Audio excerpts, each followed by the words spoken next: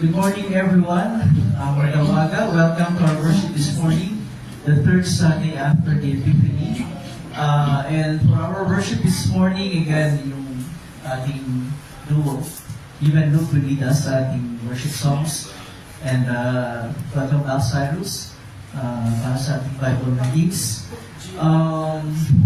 Yung mga kasama ko natin online, welcome dito sa inyo. Please leave a comment sa ating comment section so I can recognize you later on sa ating pagsamba. And we will begin our worship. We will sing our opening hymn that is a printed material na binigay ko kanina, God of Wonders. So,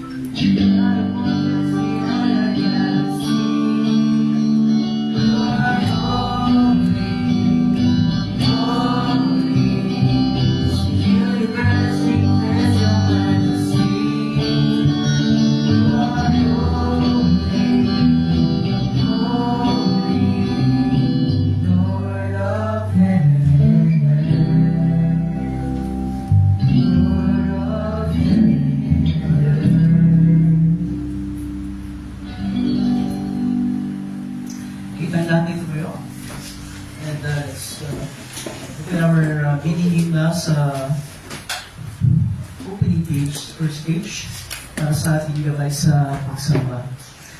Sa pangalan ng Ama at Anak at ng Espiritu Santo. Amen. Mga minamahal sa Panginoon, lumapit tayo ng may tapat na puso at magpahayag ng ating kasalanan sa Diyos sa ating Ama. At mapanig sa Kanya sa pangalan ng ating Panginoong Kristo upang tayo ay pagkalooban niya ng kapatawaran. Ang tulong natin ay nagmumula sa Panginoon. Siyang lumikha ng langit at lupa. Aking sinabi, ipahayag ko ang aking pagsalangsang sa Panginoon.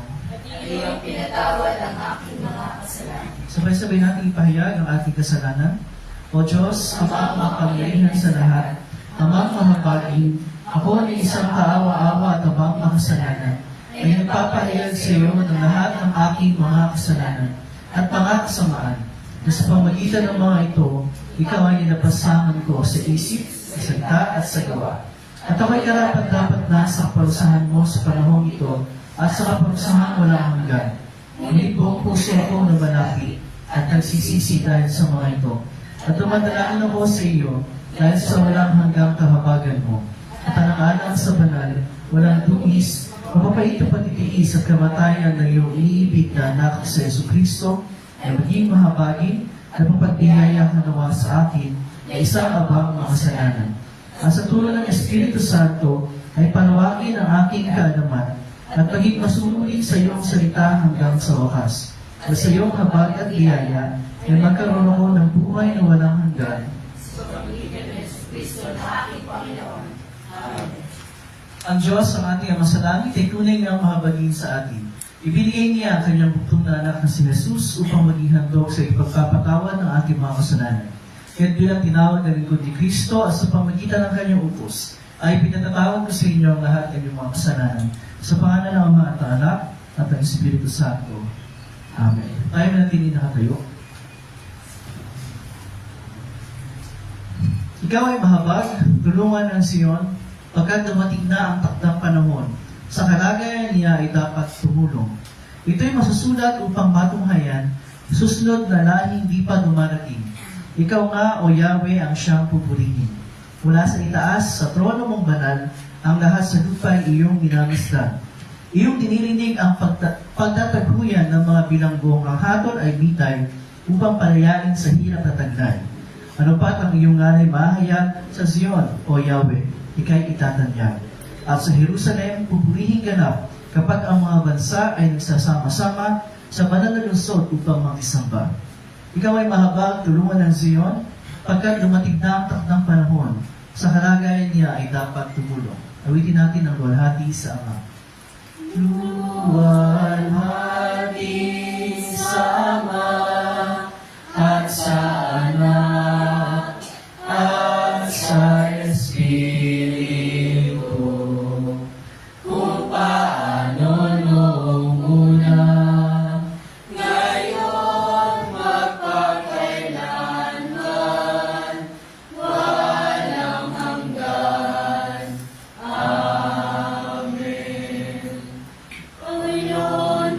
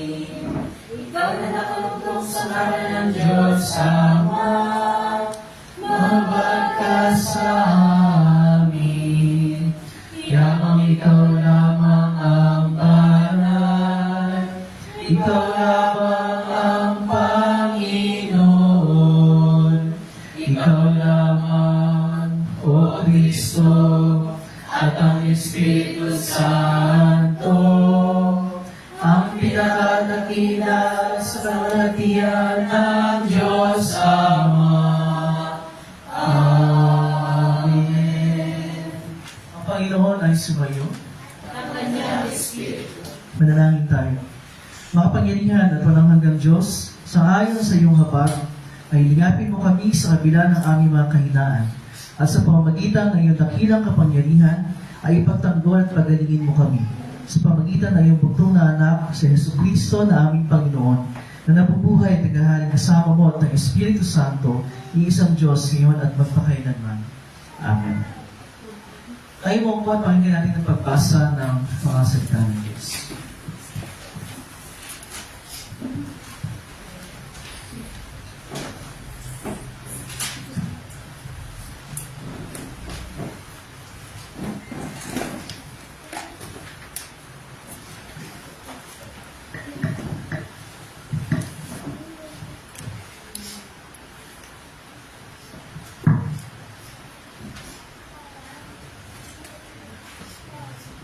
Ang unang pagbasa para sa linggo ito ay buhat sa aklat ng Nehemias chapter 8 verse 1 to 10. At ganito ang sinasabi. Binasa ni Ezra ang kautusan. Sumapit ang ikapulang buwan ng taon at ang mga Israelita ay nakabalik na sa kanilang bayan. Nagtipon-tipon silang lahat sa Jerusalem. Sa iwasang bayan sa harap ng pintuan ng tubig. Pinili nila kay Ezra na pari at nagpasa sa kautusan na kunin nito ang aklat ng kautusan ni Moises na ibinigay ni Yahweh para sa Israel. Kaya't ng unang araw ng ipatulpuan, kinuha ni Ezra ang aklat. Dinala niya ito sa kapulungang binubuo ng mga lalaki, babae at mga batang may sapat ng gulang at kautunaw. Mula sa pagsikat ng araw hanggang sa katanghaliang tapat, binasa niya ang kautusan sa harap ng mga tao. At ng mga taong nagtipon sa liwasang bayan sa harap ng pintuan ng tubig. Ang lahat ay nakikinig ng mabuti. Nakatayo si Ezra ng tagapagturo ng kautusan sa isang entabladong kahoy na sadyang ginawa para sa pagkakataong iyon. Sa kanan niya nakatayo si Matatias, Sema, Anaya, Urias, Ilakias, at Maasiyas. Sa gawing kaliwa na may naroon sila, Pedias, Misael, Malgues, Hasum, Asbana, Sakarias, at Mesulam. Si Ezra ay nakikita ng lahat at pagkat mataas ang kanyang pinatatayuan. Ang lahat ay tumayo nung buksan niya ang aklat. Purihin si Yahweh, ang dakilang Diyos, sabi ni Ezra. Itinaas naman ng mga tao ang kanilang mga kamay at sumagot, Amen, Amen. Nagsiyukulit sila at sumamba kay Yahweh. Pagkatapos, tumayo ang mga tao at ang kautusan ay tiniliwanag sa kanila ng mga Levitang sina Keshua, Bani, Serebias, Kamin, Aku, Sabtia, Hodias, Masayas, Kelita, Asreas, Josabat, Hanan, at Belias. Pinasa nila ang kautusan ng Diyos at isinalin ito sa kanilang wika at itiniliwanag ito upang maunawaan ang mga tao. Nang malaman ng mga tao ang dapat nilang gawin ayon sa kautusan, nabagbag ang kanilang looban at sila'y umiyak. Ang araw na ito ay banal para kay Yahweh na inyong Diyos, kaya't huwag kayong malungkot o umiyak, wika ni Nehemias, na gobernador ni Ezra, na pari at talubhasa sa kautusan, at ng mga Levita na nagpapaliwanag ng kautusan. Sinabi nila sa mga tao, umuwi na kayo at magdiwang, kumain kayo at uminom ng bagong alak. Bigyan ninyo ang mga walang pagkain at inumin, sapagkat ang araw na ito ay banal para kay Yahweh, kaya huwag kayong malungkot. Ang kagalakang dulot ni Yahweh ang magpapalakas sa inyo. At ito ang salita ng Panginoon. Ang ikalawang pagbasa naman ay buhat sa aklat ng Korinto. Unang Korinto, chapter 12, verse 12 to 31. At ganito ang sinasabi. Si Kristo ay tulad ng isang katawan na may maraming bahagi. Kahit na binubuo ng iba't ibang bahagi, ito ay nananatiling iisang katawan. Maging Hudyo o Hentil, alipin man o malaya, tayong lahat ay binautismuhan sa pamamagitan ng iisang Espiritu upang maging isang katawan. Tayong lahat ay pinainom sa iisang Espiritu. Ang katawan ay binubuo ng maraming bahagi at hindi ng iisang bahagi lamang. Kung sasabihin ng paa, hindi ako kamay, kahit hindi ako bahagi ng katawan. Hindi na nga ba ito bahagi ng katawan? Kung sasabihin ng tainga, hindi ako mata, kahit hindi ako bahagi ng katawan. Kung puro mata lamang ang buong katawan, paano ito makakarinig? Kung puro tainga lamang ang buong katawan, paano ito makakaamoy? Subalit iniligay ng Diyos ang bawat bahagi ng katawan ayon sa kanyang kalooban. Kung ang lahat ng bahagi ay pare-pareho, hindi iyan may tuturing na katawan. Ngunit ang totoo ay marami ang bahagi, ngunit iisa lamang ang katawan. Hindi rin naman nagsabi ng mata sa kamay, hindi kita kailangan. Ni ng ulo sa mga paa. Hindi ko kayo kailangan. Sa katunayan, ang mga bahagi parang may hina ang siya pang kailangan. Ang mga bahagi ng katawan na inaakala natin hindi gaano kapuri-puri ay pinag-uukulan ng higit na nagpapahalaga. Ang mga bahagi hindi likas ng ganda ang siya natin higit na pinapahalagahan. Hindi na ito kailangan gawin sa mga bahagi sadyang maganda. Ngunit, nang isaayos ng Diyos ang katawan, binigyan niya ng higit na karangalan ang mga bahagi hindi gaano marangal upang hindi magkaroon ng pagkakabahabahagi sa halip ay magmalasakit ang bawat bahagi sa isa't isa. Kung nasasaktan ng isang bahagi, nasasaktan ang lahat. Kung pinaparangalan ng isang bahagi, nagagalak ang lahat. Kayong ang lahat ay iisang katawan ni Kristo. At bawat isa sa inyo ay bahagi nito. Naglagay ang Diyos sa Iglesia, una ng mga apostol, ikalawa ng mga propeta, at ikatlo ng mga guro. Naglagay rin siya ng mga gumagawa ng mga timala, mga nagpapagaling ng mga may sakit, mga tagatulong, mga tagapangasiwa, at mga nagsasalita sa iba't ibang mga wika. Hindi lahat ay apostol, propeta, o guro. Hindi lahat ay binigyan ng kakayahang gumawa ng mga himala. Ang pagaling ng mga may sakit, pagsalita sa iba't ibang wika, o ang paliwanag ng mga wikang ito. Ngunit, buong sikap ninyo hangarin ang mga kalooban na mas dakila. At ngayon, ituturo ko sa inyo ang landas na pinakamabuti sa lahat. At ito ang salita ng Panginoon. Magsitay po tayo lahat para sa pagbasa ng mabuting balita. Sa aklat ni Lucas, chapter 4, verse 16 to 30. At ito ang sinasabi. Hindi tinanggap si Jesus sa Nazareth. Pumunta si Jesus sa Nazareth, ang bayan kung saan siya lumaki. Gaya ng kanyang nakaugalian, pumasok siya sa sinagoga ng araw ng pamamahinga. Tumayo siya upang umasa ng kasulatan at ibinigay sa kanya ang aklat ng propeta Isaias. Binuksan niya ito sa dakong kinasusulatan ng ganito. Ang Espiritu ng aking Panginoon ay sumasa akin, sapagkat hinirang niya ako upang iparangalan sa mga mahihirap ang magandang balita. Isinugo niya ako upang ipahayag sa mga bihag na sila'y lalaya at sa mga bulag na sila'y makakakita.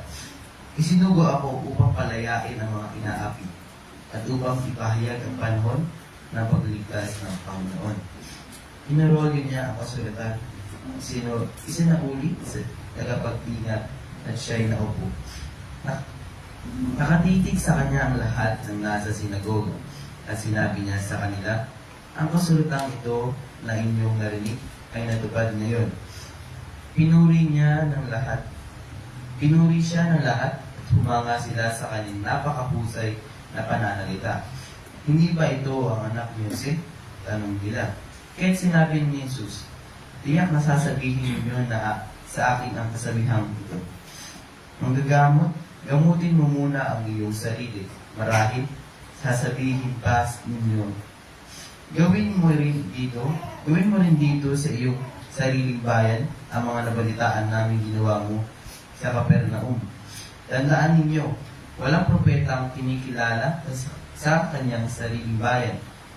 Ngunit, sinasabi ko sa inyo, maraming biyuda sa Israel noong panahon ni Elias nang hindi umulan sa loob ng 3 taon at nagkaroon ng tagutong sa buong lupain.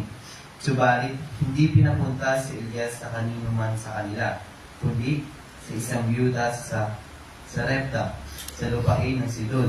Sa dinami-dami ng mga keretong sa Israel noong panahon ni Elias, wala ni isa mang pinagaling at nilinis, maliban naman na isang taga-Syria. Nagalit ang lahat ng nasa sinagoga ng marinig ito. Nagsitayo sila at ibinaboy siyang palabas papunta sa gilid ng bundok na kinatatayuan ng bayan upang ihulog siya sa bangin, ngunit dumaan siya sa kalagitnaan nila at umalis.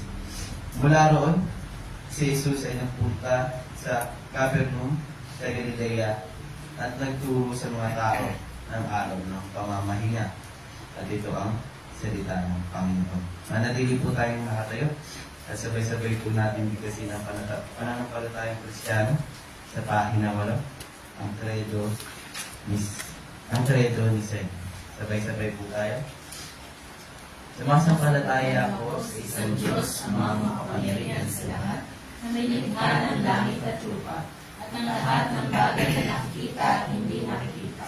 At sa isang Panginoong Jesucristo, bugtong na anak ng Diyos, na mula sa mauna sa lahat ng panahon. Diyos buhat sa Diyos, liwanag buhat sa liwanag, tunay na Diyos buhat sa tunay na Diyos. Pinanganak at hindi nilikha, isang sangkap ng Ama, na sa pamamagitan niya nilikha ang lahat ng bagay. Dahil sa ating mga tao at sa ating kaligtasan, ay lumaba mula sa langit, at nagkatao sa pamamagitan ng Espiritu Santo kay Birheng Maria, at naging tao, nagpakasakit dahil sa atin sa panahon ni Poncio Pilato.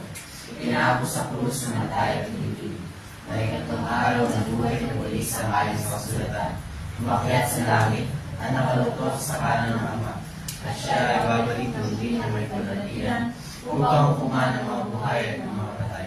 At ang kaharian niya ay walang hanggan. At sumasampalataya ako sa Espiritu Santo, ang Panginoon at tagapagbigay buhay, na nagbumula sa Ama at sa Anak, na sinasamba at iluluhati kasama ng Ama at Anak, na nagsalita sa pamamagitan ng mga propeta. At sumasampalataya ako sa isang banal, Kristiyano Apostolik ng Iglesia. Naniniwala ako sa isang binyag, sa ipagpapatawad ng mga kasalanan, at umaasa ako sa pagkabuhay na muli ng mga patay, at sa buhay na panahong darating. Amen. Magsipon po tayo lahat. At kakantahin na po natin ang Ordinary.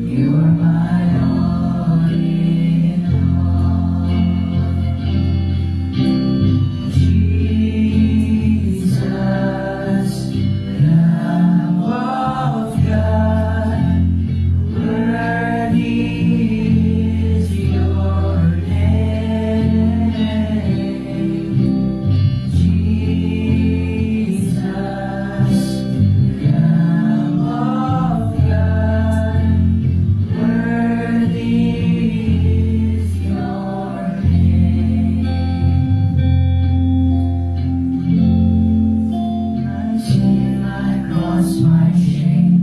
Rising again, I bless your name. You are my all in all.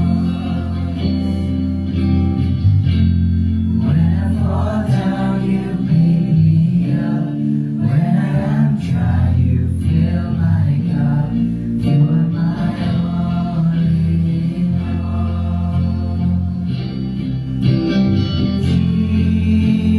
Jesus, Lamb of God, worthy is your name. Jesus, Lamb of God, worthy is your name.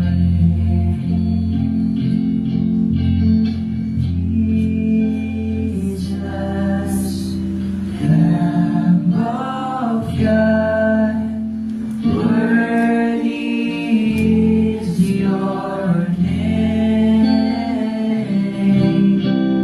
Jesus, Lamb of God, worthy is your name.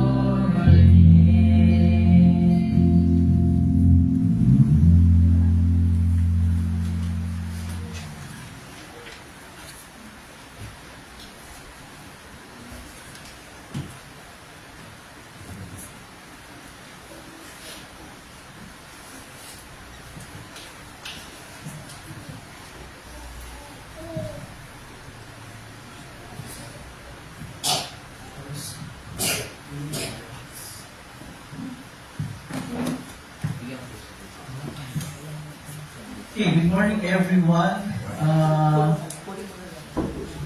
Wala tayong Sunday school yun kasi di naman ako nakapag-discuss ng lessons na Sunday. Pero, pwedeng i-meet ng mga teachers yung kanilang mga estudyante. Si Teacher Liza at Teacher Marian. Pwede i-meet yung mga students ninyo para mapag-usapan ninyo or yung presentation niyo for our anniversary sa Feb 23. Kailan ba? Ay, sorry. Feb 16 ba? Second Sunday ba? So, for Feb 16 pala, sorry. So, yung lahat ng mga Sunday School kids and Teacher Eliza and Teacher Marian, pwede kayo mag-meet sa ating Sunday School. Okay, so sila, Sunday School kids. Brianna, kasama si Brianna. Okay.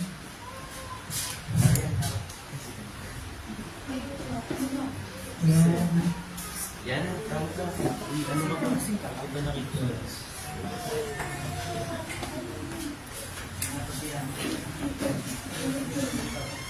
Ini sama siya. Isa.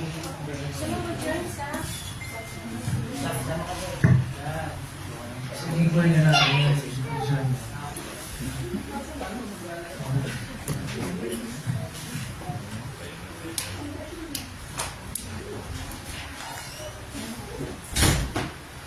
Okay, good morning again. Good morning everyone. So we will continue our discussion ngayon yung ating tinatalakay na sermon series on the First Commandment based on sa book ni Prophet Isaiah chapter 44. But before that, para warm up na para sa atin, can we recite yung memory verse natin? Sino nakakatanda ng ating memory verse? Isaiah chapter and verse and the actual verse. Sinong matapang na mag-volunteer na mag-recite ng ating memory verse? Alam ko si Blessing matapang siya. Kaya, i-recite yung memory verse natin. Yeah, Blessing. Alam ko yung last Sunday. Last Sunday ko. Ayaw nga pala, dito ko pala Sunday, sorry. Okay, sige. Yun lang dito.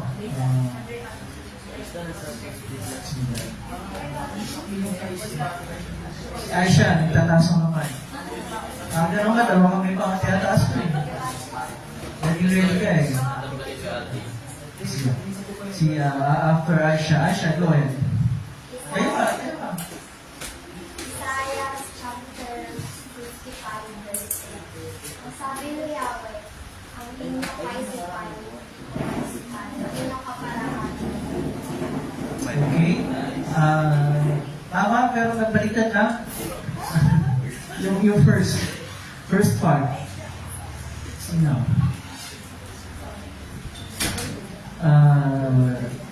Luke?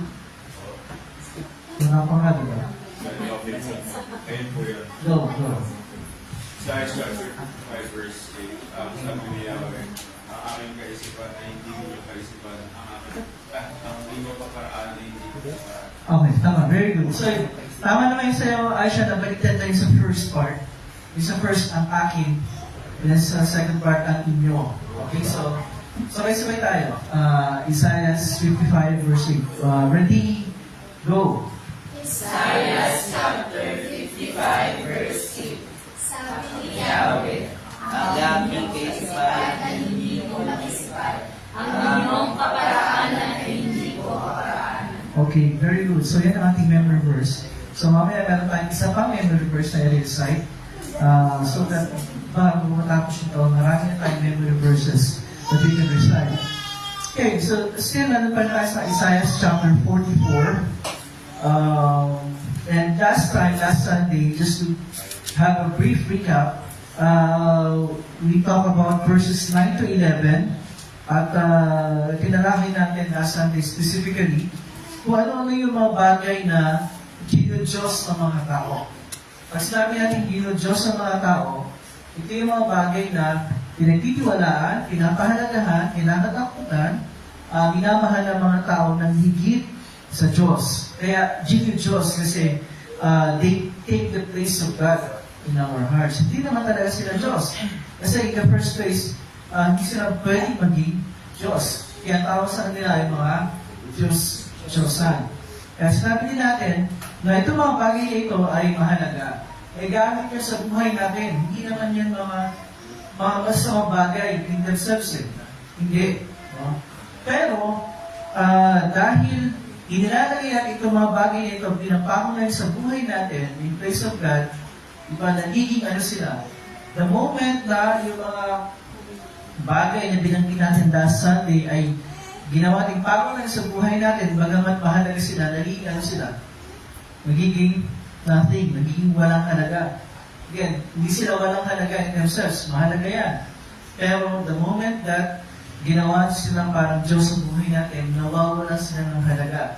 They become nothing. Kasi ang competition nila sa buhay natin, ang Diyos eh. So they become nothing.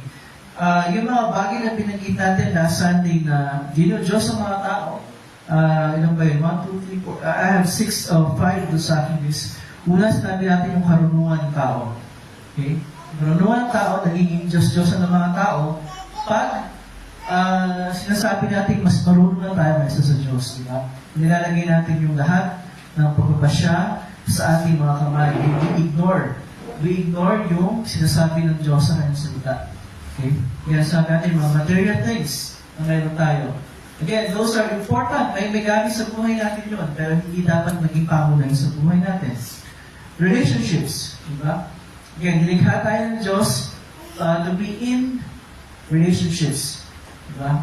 Sa iba-ibang mga tao. I mean, kailangan tayo na sa isang pamilya. So, doon pa lang, di ba? Meron tayong mga relationships na nagbibilangan. Those are important, pero pag pinahalagahan natin yung mga bagay yun ng higit sa Diyos, nagiging Diyos-Diyosan, they become nothing. Trabaho, work. Kailangan ng work. Pero pag pinahalagahan ng higit sa Diyos, then it becomes nothing. Rest and relaxation. Kailangan natin, pero the moment na pinahalagahan natin ang higit sa Diyos, and most importantly, pagka ang nating rest and relaxation, ay hinahanap natin sa mga bagay na sa lugar, sa salita ng Diyos. Then it becomes, they become our idols, Diyos-Diyosan, at nawawala sila ng kabuluhan. Siguro mas magandang term ng kabuluhan kaysa halaga. Kasi may halaga sila. Pero may kabuluhan na, pero nawawala ng kabuluhan pagka ilagay natin na kakompetensya ng Diyos. So today we will continue doon sa chapter 44 verses 12 hanggang 17. At matatalakay natin ngayon yung isa pang feature ng, as we say, ang pagsamba sa mga bagay na hindi naman Diyos ay walang halaga, walang kabuluhan. At ngayon matatalakay natin isa pang feature. And let's read verses 12 to 17. Okay. 44, Isaiah 44, 12 to 17. Kaya dahil hindi natuloy yung pagsagot ni Bessie kanina, babasahin ni Andrew para sa atin, yung 12 to 17. Ang panday ay kumukuha ng isang sirasong bakal at inilalagay ito sa apoy. Pagkatapos ay pinupok niya ito sa pamamagitan ng kanyang malakas na bisig hanggang sa magkahugis. Sa paggawa nito, siya ay nauuhaw, nagugulong at napapagod. Ang karpintero naman ay kumukuha ng isang pirasong kahoy, pinuguhitan niya ito ng anyong tao, saka inuukit hanggang sa mayari ang isang magandang imahe. Pagkatapos, ilalagay niya ito sa kanyang kahoy. Pumipili siya at pumuputo ng isang matigas na kahoy sa lugar tulad ng cedar, encina at cypress. Maaari din siyang magtanim ng laurel at ito ay lumaki habang dinidilig ng ulan. Ang kaputol ng kahoy nito ay ginagawang panggatong at ang kaputol naman ay ginagawang Diyos-Diyosan. Ang isang piraso ay ginagatong para magbigay ng init sa kanya at para igatong sa pagluluto. Ang isang piraso ay ginagawang libulto para sa sambahin. Ang ibang piraso ng kahoy ay ginagawang panggatong. Dito siya nag-iihaw ng karne at nasisiyahan siyang kumain nito. Kung nadalaman niya ang init ng apoy, ay nasasabi niya ang ganito, "Salamat at hindi na ako giniginaw." Ang natirang kahoy ay ginagawa nga ng Diyos na kanyang niluluhuran at sinasamba. Dumadalangin siya sa rebulto, "Ligtas mo ako sapagkat ikaw ang aking Diyos." Okay. Now, napakalinaw nung inilalakawan ni Propeta Isaias doon sa 12 to 17. Noong panahon na yun, ang dalawang pangunahing trabaho ay yung panday at saka karpintero. Okay? So, nilalarawan na doon. Ito yung ginagawa ng panday, ito yung ginagawa ng karpintero. Pinagin niya yung mga what we would call mga bagay na ginagamit ng panday at ng karpintero, which are, ano yung mga bagay na yun? Pirasong bakal at saka sa karpintero, pirasong kahoy. So, bakal at kahoy. Ngayon, saan galing yung bakal, saan galing yung kahoy? Sa mga bagay na nilikha ng Diyos. Masama ba? Hindi masama. Pero ano yung nilalarawan dito ni Propeta Isaias na nangyayari yung kapanahunan niya na isang napakalaking foolishness or kahangalan. Ano yun? Yung trabaho ng panday ay isang marangal na trabaho. Yung trabaho ng karpintero ay isang marangal na trabaho. Yung mga bagay na ginagamit nila ay mga bagay na galing sa mga nilikha ng Diyos. Nothing wrong in themselves. Pero ano yung ginagawa nila? Isang bagay na malinaw na foolishness or kakayahan. Kakayahan. Kahangalan. Ano yun? Niluluhan ng sila. Kahangalan. Yung mga lemon ko. Naalala sa akin. Nagdali sa pirasong kahoy. Okay. So sabi ni Propeta Isaias, ito yung ginagawa ng mga tao, ng mga patay sa mga karpintero. Yung bahagi ng kanilang ginagawang trabaho, pirasong bakal, pirasong kahoy, it's a work of art, di ba? Work of art yun eh. At ginagamit sa mga araw-araw na buhay. So, blessing yun, di ba? Magandang bagay yun. Pero yung isa pang ginagawa nila, yun yung foolishness. Pagkatapos na gawin yung whatever useful para sa pang-araw-araw na buhay from those things na kanilang ginamit, yung bahagi pa ng mga bagay na yung ginagawa nilang rebuto. Ano yung sabi ko, Andrew? Ang sabi mo? Rebuto. Okay. Yung rebuto sa rebuto, may mata pagkakaiba doon. Pares lang yan, di ba? So, di ba?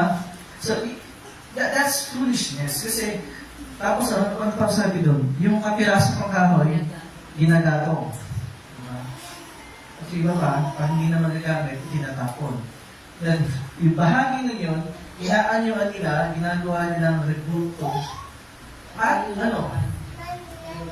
At niluluhan at sinasamba at nag-pray pa sila doon at ang sabi na, iligtas mo ko sapagat ikaw ay aking Diyos. Bakit foolishness yun? Bakit kahangalan yun? Bakit kahangalan yun? Bless you. Why is it foolishness? For sure, yung ginawa nila, napakaganda nun, hindi ba? I mean, from the perspective ng work of art, for sure, maganda yung ginawa nila. Diba, na-reporto. Kasi talagang pinagbuhusan nila ng oras yun eh. Pero, nasaan yung foolishness doon? Why is it foolish, by the way? Nagawin reporto at sambahin at luhuran at mag-pray. Bakit? Bakit siya? Kasi po, yung kabalan na Diyos, sa Okay, so nililipat nila yung kabanalan ng Diyos doon sa rebuto. Ano pa ang nililipat nila? O sa kabanalan ng Diyos? Yung tiwala nila. Yung tiwala nila sa Diyos, inilagay nila doon sa rebuto. At bakit kahangalan yun? Bakit? Gumagawa sila ng sarili nilang Diyos-Diyos. Dahil gumagawa sila ng sarili nilang Diyos-Diyosan, silang gumawa nun eh. Hindi ba? So pagka sinamba nila at pinagtiwalaan at nag-pray sila dun sa isang bagay na sila mismo ang gumawa, pag inanalyze natin mabuti, sino ang sinasamba nila? Sarili nila. Sila ang gumawa nun eh. Kanilang gawa yun, hindi ba? So, kaya ang sinasabi din dito ni Propeta Isaias, ito yung nangyayari ng panahon niya. Ito yung ginagawa ng mga tao. Eh, it is foolishness. Kahangalan yun. Una-una, hindi naman talaga Diyos yun. Gawa lang nila yun eh. And again, eventually, in the final analysis, ang sinasamba nila yung sarili nila. Kasi gawa ng kamay nila yun. Gawa ng kamay nila yun eh. Sila ang gumawa nun eh. Diba? Diba nakita natin yung foolishness ng kahangalan? Ginawa nila yun eh. Pinanyuan nila, diba? Pinantay nila. Sila yun eh. At sabihin nila, ikaw ang aking, iligtas mo ako sa ikaw ang aking Diyos. Paano ba ililigtas nun? Ikaw ang gumawa nun. Diba? So, para sasabi mo, iligtas ka ng sarili mo, gawa. And that's why it is foolishness. Diba? Yan yung panahon ni Isaias. Then nakikita talaga niya nung panahon niya. Sa ating panahon ngayon, sa tingin nyo, nakakaisip ba kayo ng mga pangyayari na similar dito sa nilalarawan ni Isaias na may ginagawa tapos inaanyuan. Tapos, any similar things that we see in our culture today doon sa pareho ni Isaias. Okay. So, ang sabi ni RJ, naisip ko, meron bang kapahal sa Biblia, pero wala talaga isang ito.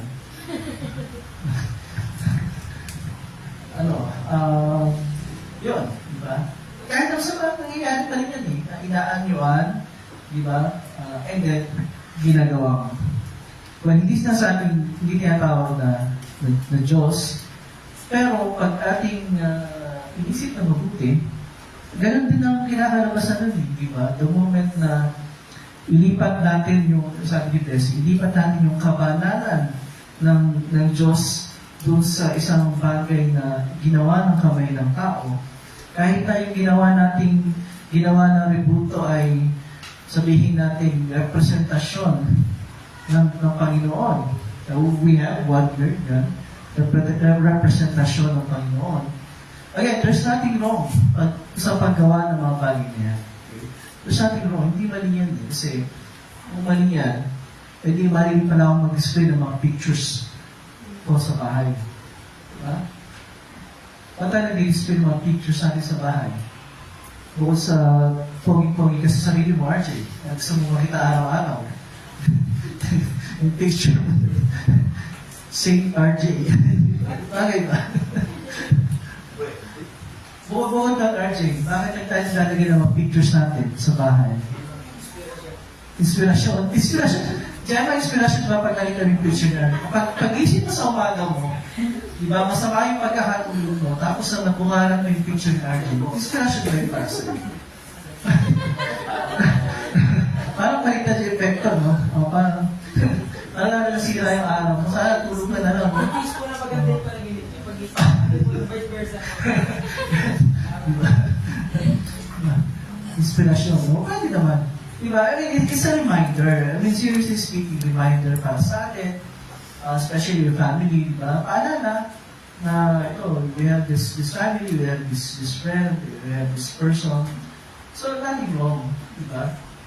Kaya lang, ang nagiging mali nga ay inilalagay na yung kabanalan ng Diyos doon sa image at niluluhuran at sinasamba.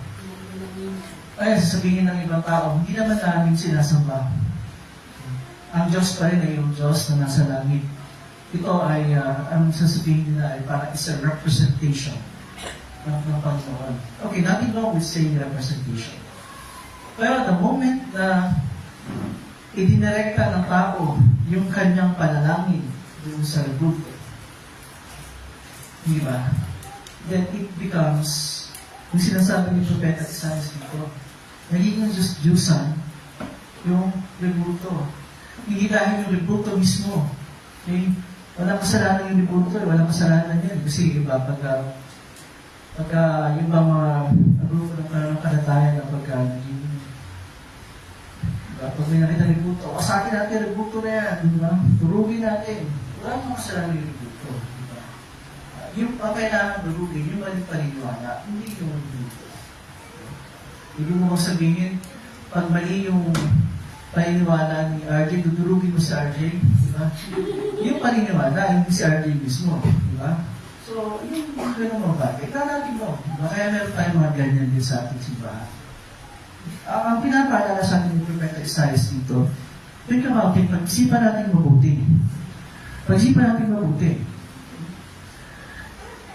Yung mga bagay na binibigyan natin ng mga katangian na Diyos na ang mayroon, eventually, ang talagang sinasamba natin, ang sarili natin. Tayo may gawa dyan. Magawa natin yan. Kahit sino pa yan. Kahit sino pa yan. Kahit sabihin pa natin yung rebulto na pinakabanal na taong nabuhay sa mundo nito. Hindi tayo yun, di ba? Pinakabanal na taong hindi pa rin.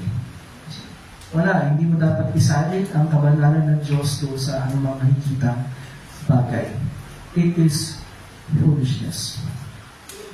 Kaya para sa atin, ang mensahe ni Propeta Isaias doon sa 12-17, maging maingat tayo. Doon sa mga bagay na parang sa simula yan, parang ano yan eh, parang neutral. Parang wala lang, parang hindi okay lang yan. Diba? But in the final analysis, pag palagi mo ginagawa, pag palagi mo inuulit, napapalitan na ng rebulto yung mismong Diyos. Diba? Napapalitan na, nasasali na talaga. Nasasali na talaga. Hindi sa Panginoon, hindi sa rebulto, yung mga bagay na dapat sa Panginoon na ibinibigay. So that's one thing. Then let's go to verses 18 to 20. 18 to 20. Again, same chapter, verses 18 to 20. Here we will see isa pang katangian na pagsamba sa Diyos. At dahil kanina, si Andrew ang nagbasa at pinasa naman yun ng maayos na magbabasa naman ngayon ay wala kang bahong DC ng bayan. Kasi nagtataas ng mga na gano'n, no? Nakita nito eh. Yeah, magbibigyan kita. Ang mga taong gayon ay mangmang at Kayo mga tayo, mga friend. Ayan.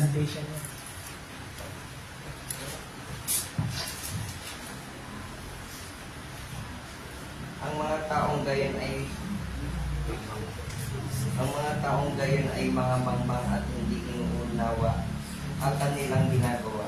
Tinapan nila ang kanilang mga mata at sinarahan ng isipan ng katotohanan.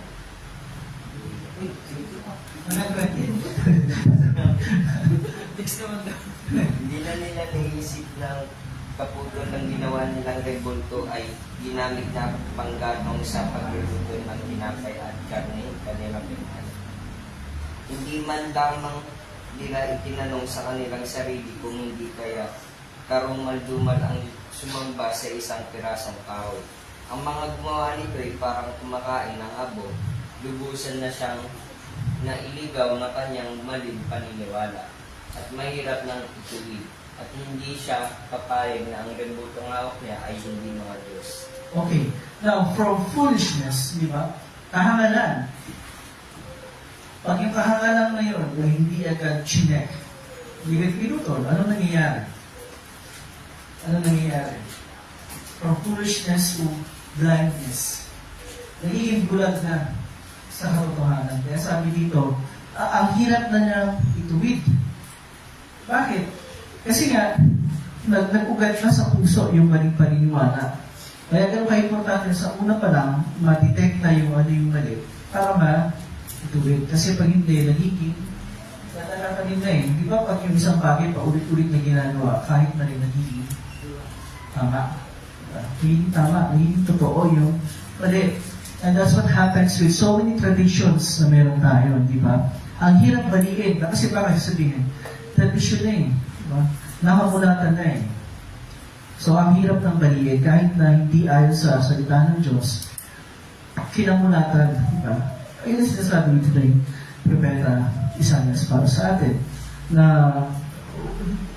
kailangan hindi maging gano'n ang ating pananaw dito sa mga bagay na itinutuloy natin bilang mahalaga sa buhay natin. Ilagay natin sa tamang lugar yung mga bagay sa buhay natin. At huwag siyang lumagpas doon sa kung ano lang talaga sila para sa ating buhay. Kasi pag lumagpas, nagiging Diyos-Diyosan, nagiging tradisyon, nagiging tama kahit mali, nagiging totoo kahit na mali ito ay mali. So, yun yung 3 things na dapat natin tandaan pagdating sa pagsamba sa mga bagay na hindi naman Diyos. Ano yung una na binanggit natin nung nakaraan? Those things are nothing. Pag ginawa natin kakumpetensya ng Diyos, it is foolishness. At yung foolishness na pag hindi nagamot agad, nagiging blindness. Diba? Kaya may tinatawag na blind belief, blind faith. Kasi kahit mali, ang hirap ituwid. Kahit nakita ng mismo ng tao mali, ang hirap ituwid. Bakit? Taon-taon na kami, ilang libong taon na, ilang daang taon na, di ba? Ang dumaan, ito ang ginagawa, agad all of a sudden, biglang babaguhin. Kahit na dapat mag-uwi. Ang hirap kasi na itanin na sa isip at sa puso ng mga tao. So, paalala sa atin ng mga talatang ito na we should take it seriously. Hindi siya pwedeng baliwalain. At the moment na makita, paramdaman natin sa buhay natin na mayroong isang bagay na nagiging mas mahalaga na kaysa sa Diyos. Kaya agad-agad dapat natin i-correct. Kasi pag hindi natin i-correct, maahatong tayo sa sinasabi ni Propeta Isaias na ang hirap ng ituwid. At hindi na papayag na ang hawak ng rebulto ay hindi mga Diyos.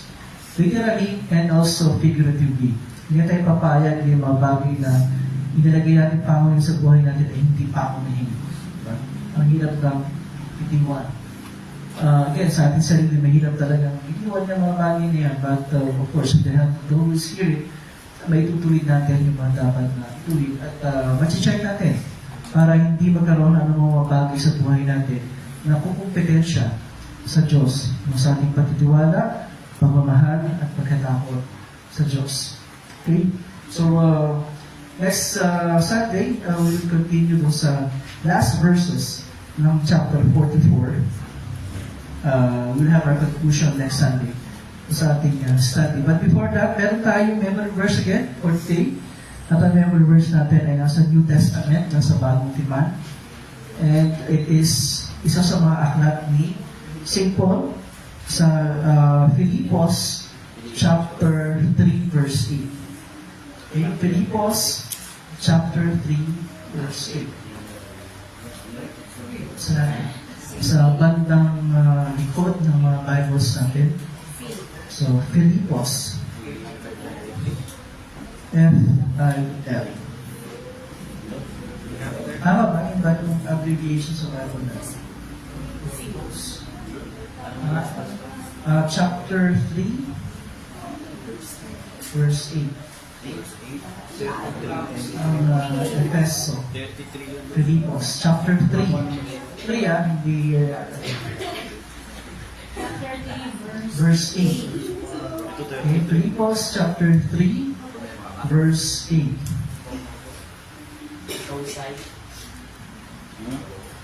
Yung unang part na lang yung ating i-memorize, hindi na yung buong verse 8 kasi mahaba yun. So, yung unang part na lang, and then tanggalin natin yung oo, mag-start tayo sa itinuturi. Ito na lang sa itinuturi ko, walang kabuluhan ng lahat ng bagay bilang kapalit ng lalong mahalaga ang pagkakilala kay Kristo Jesus na aming Panginoon. So yun, yun na lang. Okay? So, Filipos chapter 3, verse 8. Kita ba natin lahat?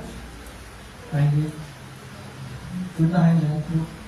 Good. Sige. So, basahin natin ng sabay-sabay. Filipos chapter 3, verse 8, starting with itinuturi. Huwag na yung oo. 1, 2, 3, go. Filipos chapter 3, verse 8. Itinuturi ko ang kabuluhan lahat ng bagay bilang kapalit ng lalong mahalaga ang pagkakilala kay Kristo Jesus na ating Panginoon. Memorize that. The next Sunday, katawag ulit ako ng volunteer. Kasi tapang ni Bessie kanina. Hindi nga, wala ko siyang sabi, pero volunteer siya. So, Filipos chapter 3, verse 8. Okay, so we will continue our worship. We will gather our offerings. Brian. Go ulit.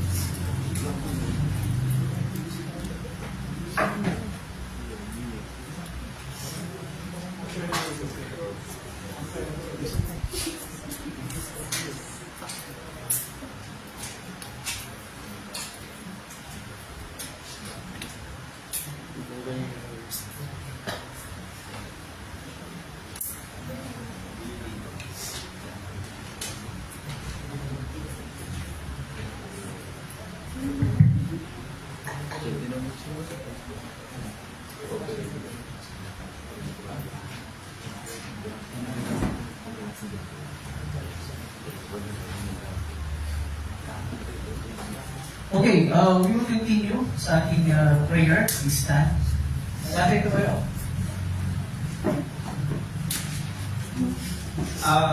Sorry. Permisi.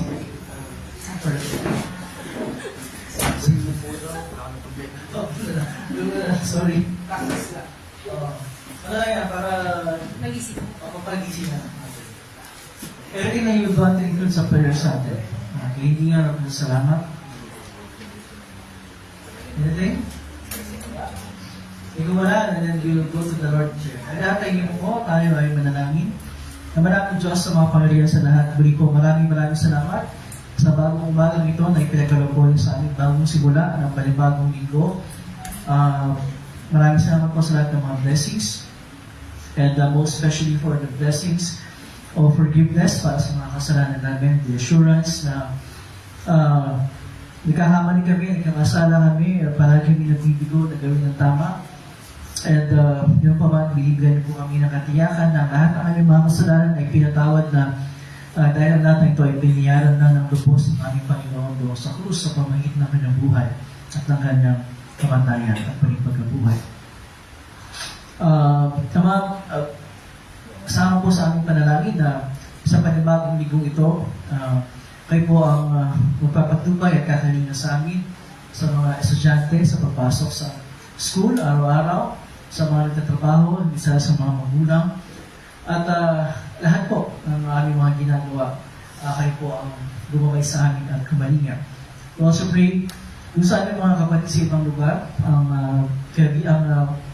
San Miguel family sa Cavite, at ang aming kapatid sa Davao sa Congo ni Pastor Marsan. We also pray for Marsan and his family, na kayo po ang patuloy na magkaloob ng lahat ng kanilang pangangailangan, and also ng kalakasan, hindi lang ng katawan, kundi ng pananampalataya. Sa akin sa aming mga pagpasalamat, Ama, ang lahat ng mga mag-iriwan ng kanilang kaarawan, tulad po ng birthday bukas ni Rosan, kayo po ang patuloy na makaloob sa kanya ng maayos na kalusugan at ng napakarami pang mga pagkakataon para may pagpatuloy niya ang paglilingkod sa iyo sa pamagitan ng aming kapatiran sa iba't ibang mga paraan. At kasama rin po sa aming panalangin ang lahat po ang aming paghahandang ginagawa para sa aming anniversary celebration. Nawa ang lahat ito ay aming magawa ng maayos, hindi lamang para sa aming sariling kasiyahan, kundi para aming mapupurihan ang iyong pangalan. Maraming salamat po at ang lahat ng ito at iba pang mga bagay na hindi namin nasambit ay aming hiniling sa iyo pinagpapasalamat alang-alang kay Yesu Cristo na aming Panginoon at Paligtas ngayon at kailanman. Amen. Okay, bago tayo magpatuloy sa ating pagsamba, palimuhan natin ang ating mga kids.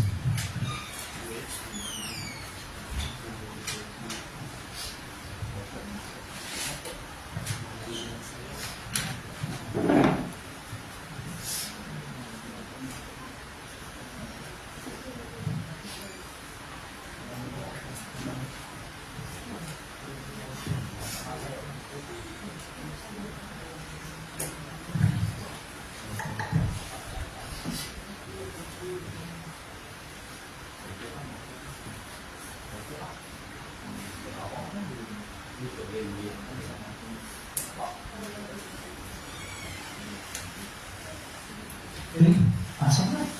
Yan.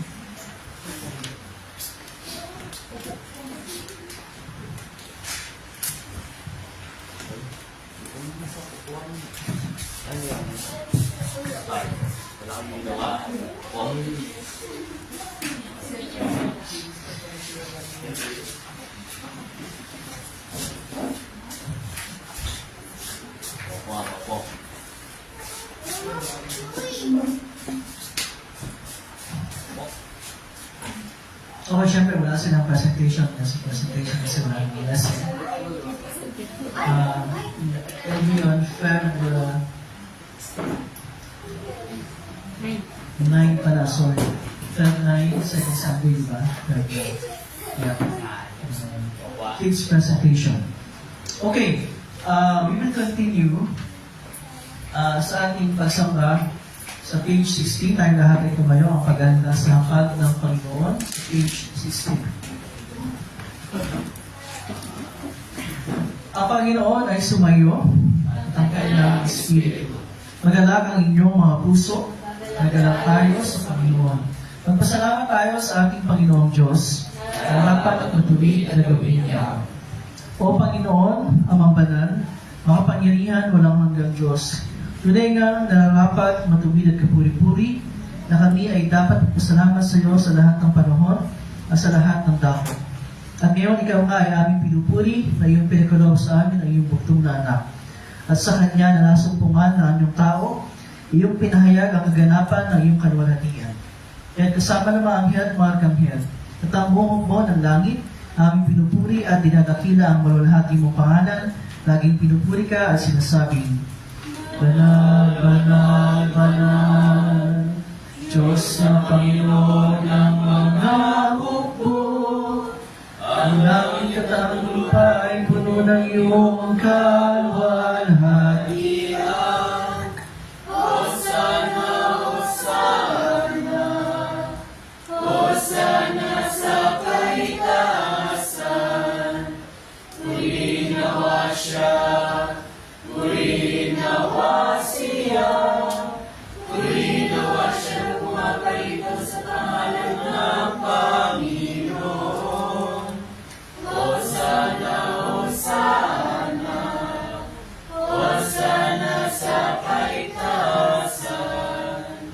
natin ang Ama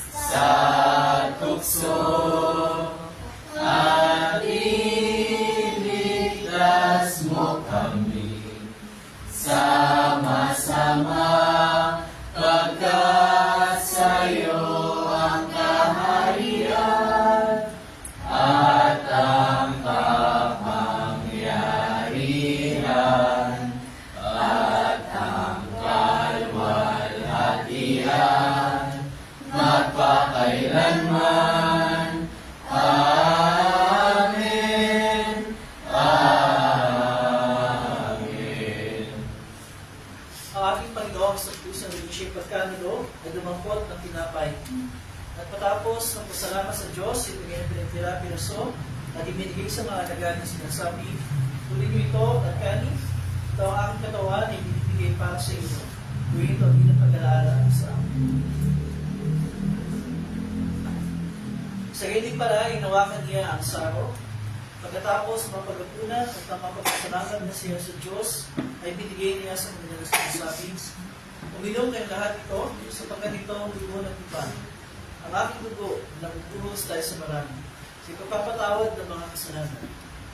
Gawin ito sa inom kayo ito, bilang pag-alaala sa akin. Ang kapayapaan ng Panginoon ay dating sumayo.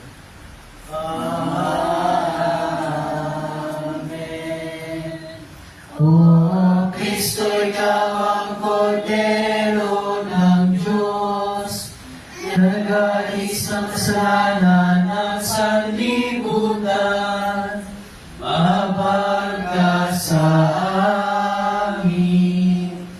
O Kristo, ikaw ang Kordero ng Diyos, nag-aalis ng kasalanan ng sanlibutan, mahabag ka sa amin. O Kristo, ikaw ang Kordero ng Diyos, na nag-aalis ng kasalanan ng sanlibutan. Ipagkaloob mo sa amin ang iyong kapayapaan. Amen. Kaya natin po. At yung mga confirmed at community members ng ating puruan ay inanyahan para ating sama-sama palipin ang kanyang tuloy at mga dugo panakip ng pinapay at alak sa ipagpapatawad ng ating mga kasalanan.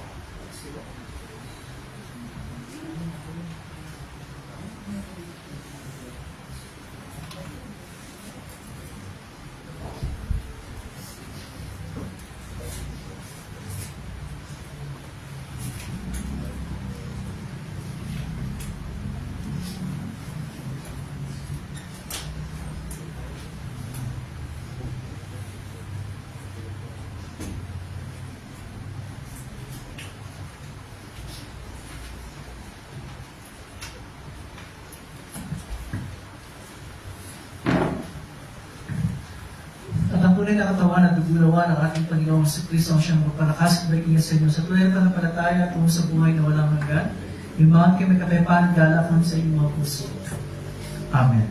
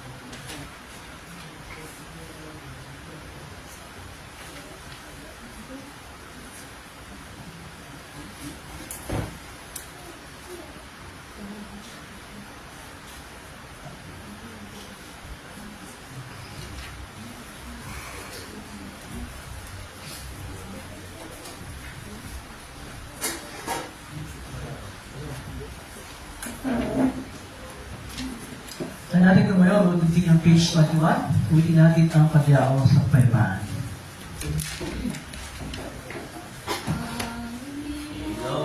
Pinalaya ko ng iyong ay mahal sa kapayapaan ayon sa iyong pangako.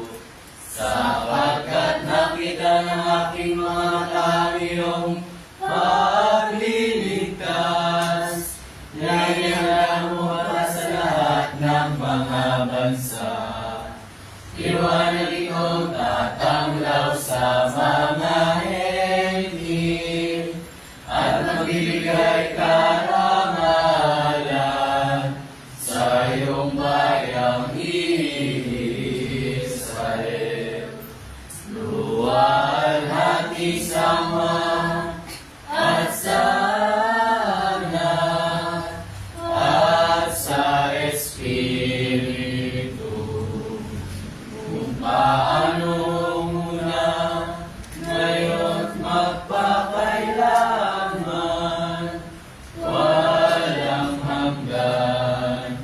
Amen. Papasalamatan natin ang Panginoong Diyos sapagkat siya ay mabuti. At ang ibigay ang walang hanggan at mananatili. Isasalamatan ka namin, Diyos na mapangyarihan sa lahat, sapagkat pinaginhawa mo kami sa pamagitan ng sakramento ito. Itinanalangin namin sa pamagitan ng kaloob na ito, ay palakasin mo ang aming panampalataya sa iyo, at paningasin mo ang aming pag-ibig sa isa't isa.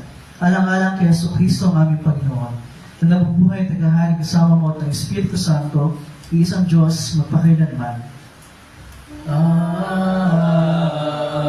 Amen. Ang Panginoon ay sumayo. At kanilang Espiritu, Purihin natin ang Panginoon. magpasalamat tayo sa Diyos. Tagapin ninyo ang pagpapala ng Panginoon. Nagpalain ka nawa ng Panginoon at ingatan. Paniwalangin nawa ng Panginoon ang kanyang mukha sa iyo at mahabag sa iyo. Ilingap nawa ng Panginoon ang kanyang mukha sa iyo. At bigyan ka ng kapayapaan. Amen. Amen. Amen. Tayo mo po, and we will sing our closing hymn. How great is our God.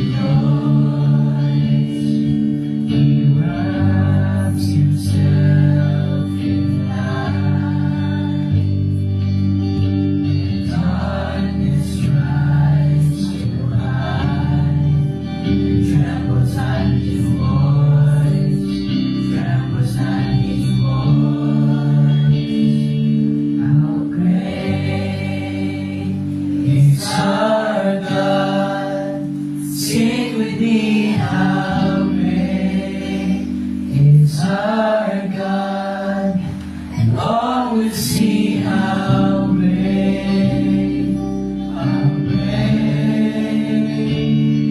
is our God.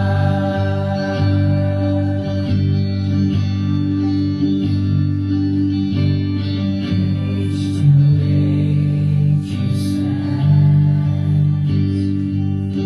and time is in His hands, beginning and the end,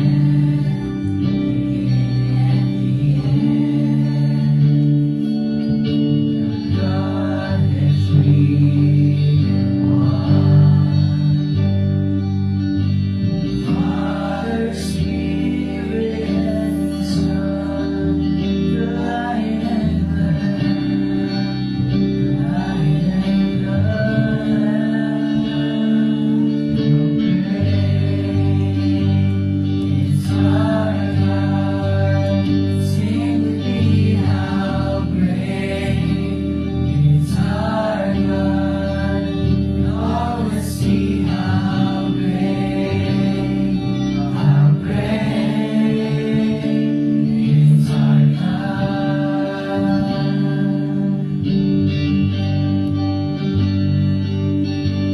Name above all names, worthy of all praise. Heart will sing how great is our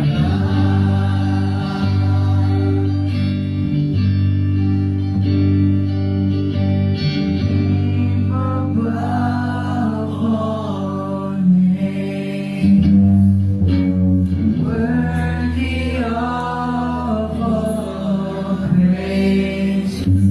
And my heart will sing how great is our God.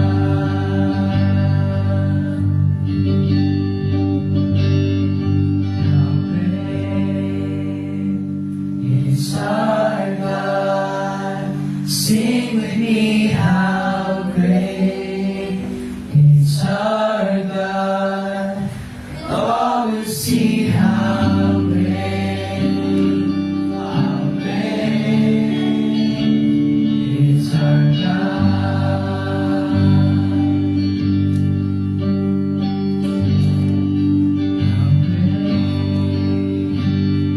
is our God.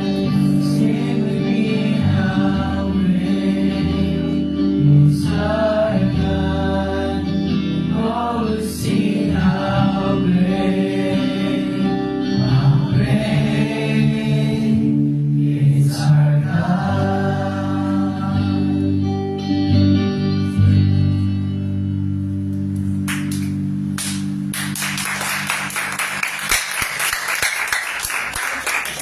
Okay, good morning everyone. Magandang umaga po at welcome sa ating naging pagsamba ngayong umaga ito.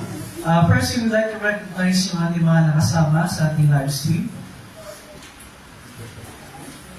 Si Mama po. Si Mami Jo Si Papa. at si Kuya Dennis. Welcome po sa inyong lahat. And for the others na nandyan, pero di lang kayo nag-comment, welcome po sa inyong lahat. And I'd like to thank yung ating mga naging those who serve in our worship this morning, even Lou for leading our worship songs, and si Cyrus for doing the Bible readings, and of course, Eliza for monitoring our live stream and our attendance, and yung mga nag-lead ng kanina sa mga bata, okay, for whatever activities they're preparing for Feb 9, okay, si Teacher Eliza and Teacher Marian. Welcome back kay RJ. And of course, hindi ko pwede makalimutan to.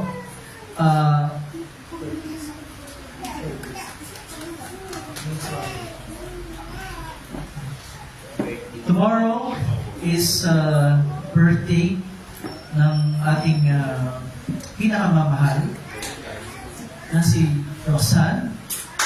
17th birthday ng ating pinakamamahal na Roxanne. Happy birthday kay Roxanne. And of course, we will never forget si Roxanne, yung kauna-unahan, estudyante ng Sunday School. Nandun pa tayo sa apartment ni Mang Cesar when we were studying 10 years ago. Siya yung masipag manununo pagka nisigo niya kayo, gigising ng maaga. And so, first, thank you, Roxanne, sa lahat ng mga ginawa mo para sa amin at para sa aming church. And we're happy na tomorrow you're 37 na sa panahon. So, attack si Roxanne, happy birthday. Happy birthday to you. Happy birthday to you. Happy birthday, happy birthday, happy birthday to you. Birthday to you.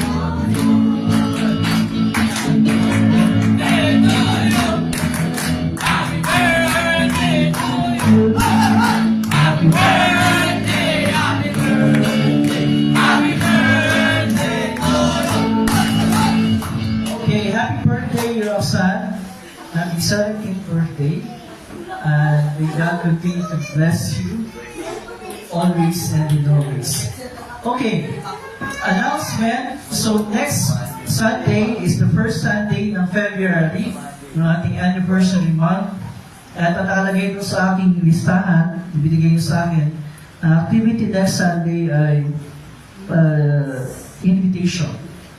Magbibigay tayo ng flyers, tama ba? Flyers.